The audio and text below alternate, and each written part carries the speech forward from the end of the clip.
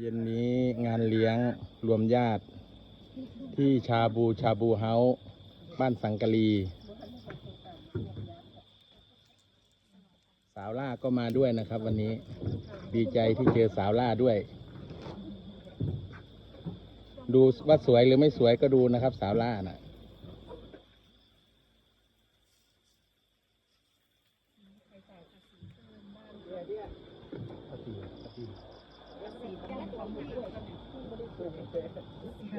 อาหารก็ดีน้ำจิ้มก็อร่อยเชิญทุกท่านมาใช้บริการได้นะครับต้นไม้ต้นนั้นเซ่กับลุงทะเบียน